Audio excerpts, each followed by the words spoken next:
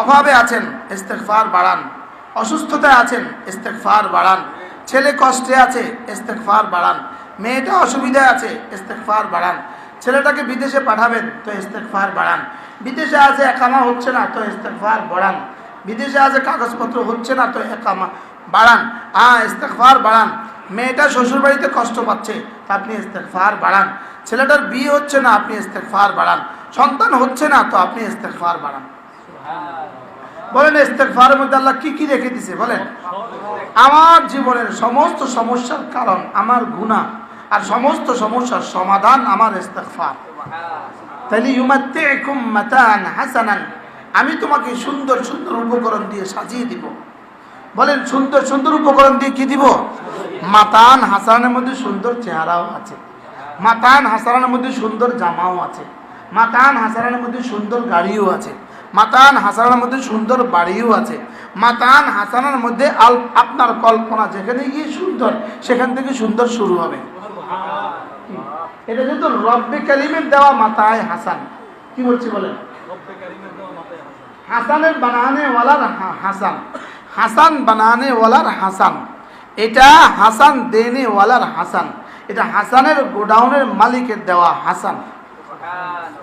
কি হয় বলেন? হাসানের গোডাউনের কি হাসান মানে কি? সৌন্দর্য।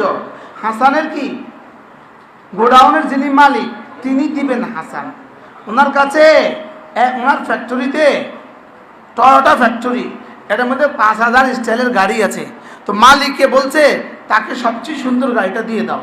বলেন এবার কেমন হবে? হ্যাঁ, তো টয়োটার মালিককে সবচেয়ে সুন্দর গাড়িটা দিয়ে দাও বললে যদি এত বড় সুবহানাল্লাহ হয়, তো রব যদি বলে ইউমাত্তিউকুম মাতান হাসানান, তখন সুবহানাল্লাহটা কত বড় হওয়া উচিত? ওয়া আনিস্তাগফিরু রাব্বাকুম সুম্মা তুবু ইলাইহি ইউমাত্তিউকুম মাতান হাসানা, তোমরা তওবা করো এবং ইস্তেগফার করো, আমি তোমাদেরকে সুন্দর সুন্দর উপকরণ দিয়ে জীবনটাকে সাজিয়ে দিব। ফাকুলতু ইস্তাগফিরু রাব্বাকুম ইন্নাহু কানা গাফফারা ইউরসিলিস সামাআ আলাইকুম মিদরারা ওয়া ইউমদিদকুম বিআমওয়ালিন ওয়া বানিন ওয়া ইয়াজআল লাকুম জান্নাতিন ওয়া ইয়াজআল লাকুম আনহারা। নবীজি নূহ আলাইহিস সালাম বলেছিলেন তোমরা ইস্তেগফার করো, আল্লাহ তাআলা বৃষ্টি দিয়ে তোমাদেরকে সাহায্য করবেন, সম্পদ দিয়ে সাহায্য করবেন, মাল দিয়ে সাহায্য করবেন, সন্তান দিয়ে সাহায্য করবেন, নহর দিয়ে সাহায্য করবেন। সুবহানাল্লাহ। কি হয়? আচ্ছা, রব যদি বলেন ইস্তেগফার করো, এগুলো দিয়ে সাহায্য করব, তাহলে আমার করণীয় কি? ইস্তেগফার। রবের করণীয় কি? এগুলো দিয়ে দেওয়া। ওমান আওফা মিনাল্লাহি বিআহদি, ওমান আল্লাহ চেয়ে বড় ওয়াদা পুরা করনে ওয়ালা আর কে আছে? ওমান আসদাকু মিনাল্লাহি হাদিসা, আল্লাহ চেয়ে সত্য কথা বলনে ওয়ালা আর কে আছে? ইন্না ওয়াদাল্লাহি হক। তুমি ইস্তেগফার করবা, আমি তোমাকে সন্তান দিব। তুমি ইস্তেগফার করবা, আমি তোমাকে পানি দিব। তুমি ইস্তেগফার করবা, আমি তোমাকে সম্পদ দিব।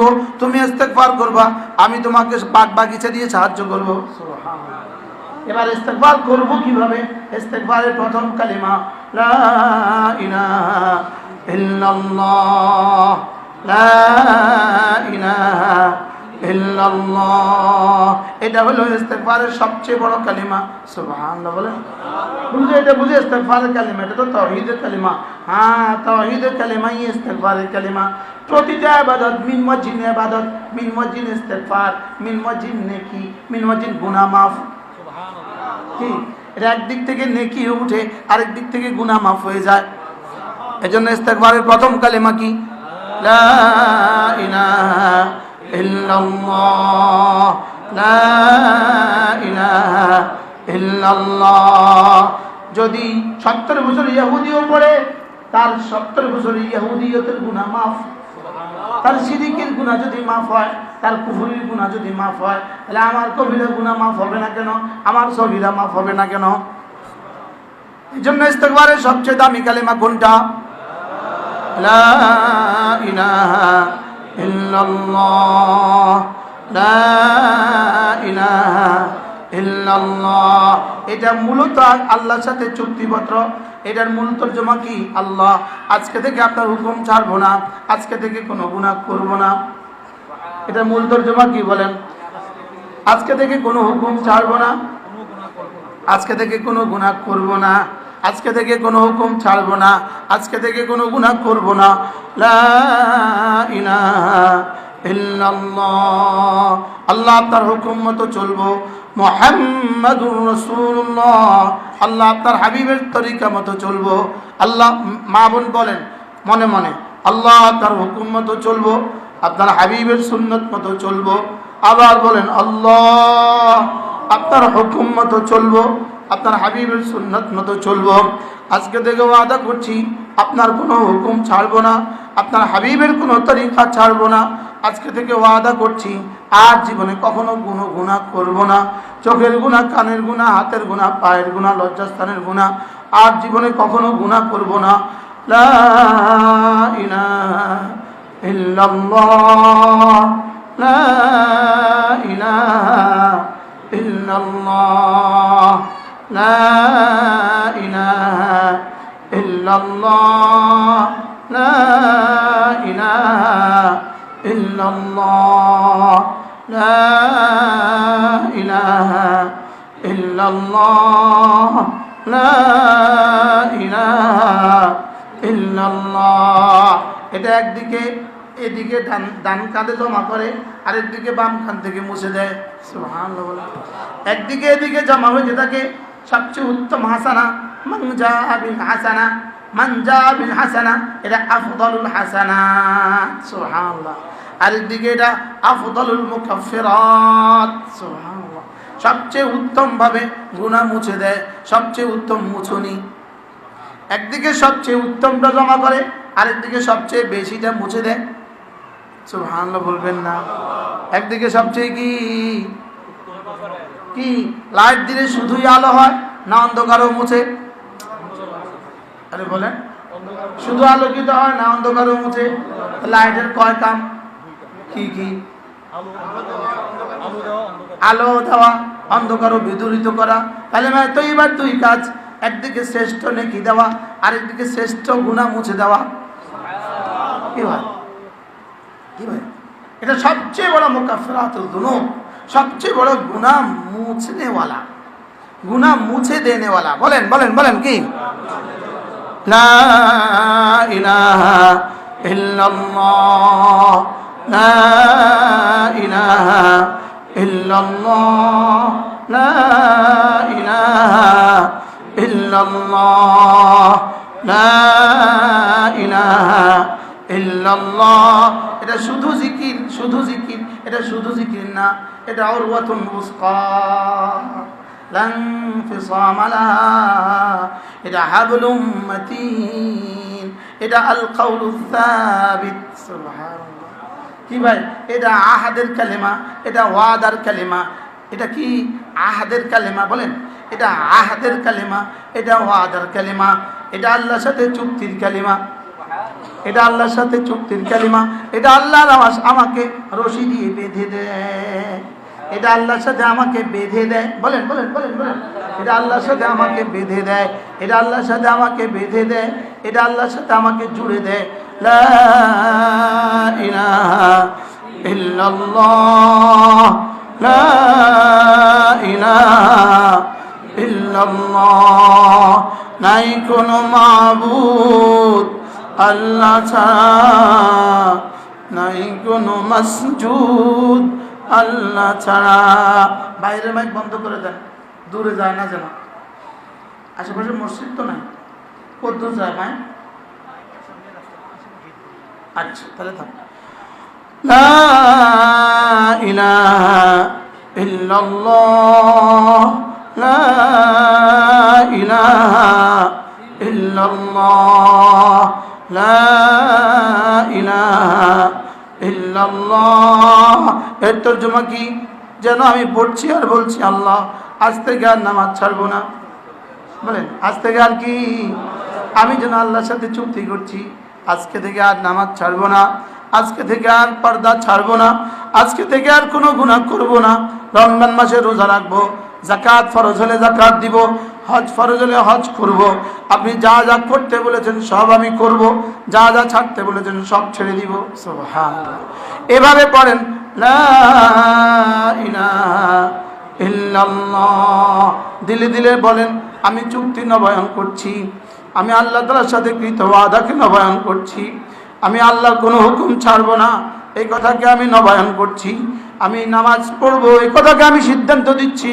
লা ইলাহা ইল্লাল্লাহ, লা ইলাহা ইল্লাল্লাহ, লা ইলাহা ইল্লাল্লাহু মুহাম্মাদুর রাসূলুল্লাহ। প্রতিদিন কমপক্ষে 100 বার ইনশাআল্লাহ। তাহলে এটা তাওহীদের কালিমা, এটা ইবাদতের কালিমা, এটা আহাদের কালিমা, এটা চুক্তির কালিমা, এটা ইস্তিগফারের কালিমা, এটা আল্লাহ থেকে নেওয়ার কালিমা, এটা রিজিকের দুয়ারের চাবি, এটা সুখের দুয়ারের চাবি, এটা শান্তির দুয়ারের চাবি, এটা সুখের দুয়ারের চাবি, এটা সুস্থতার দুয়ারের চাবি, আমার সন্তানদের রিজিকের দুয়ারের চাবি। শুধু এটা নয়, এটা সূর্য উঠার চাবি, এটা সূর্য ডুবার চাবি, এটা চন্দ্র উঠার চাবি, এটা পূর্ণিমা হওয়ার চাবি। এটার কারণেই কাঁঠাল গাছ এখনো কাঁঠাল দেয়, এটার কারণে আম গাছ এখনো আম দেয়, এটার কারণে গাভী এখনো দুধ দেয়, এটার কারণেই মুরগি এখনো ডিম দেয়, এটার কারণে মেয়েরা এখনো বাচ্চা দেয়, এটার কারণে মানুষ এখনো নিঃশ্বাস নেয়, এটার কারণে এখনো জমিন টিকে আছে, এটার কারণে আসমান এখনো টিকে আছে। তাহলে এটার দাম কত আর পড়া দরকার কতবার বলেন?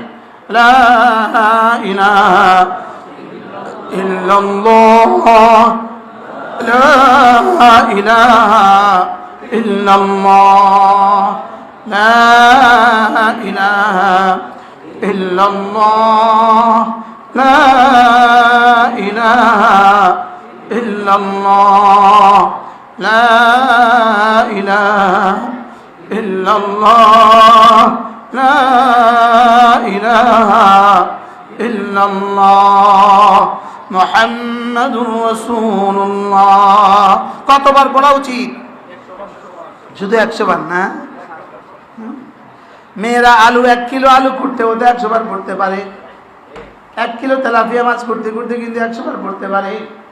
তেলাপিয়া মাছ কোটার সময় হাতে মাছ কোটে জবানের কি কাজ?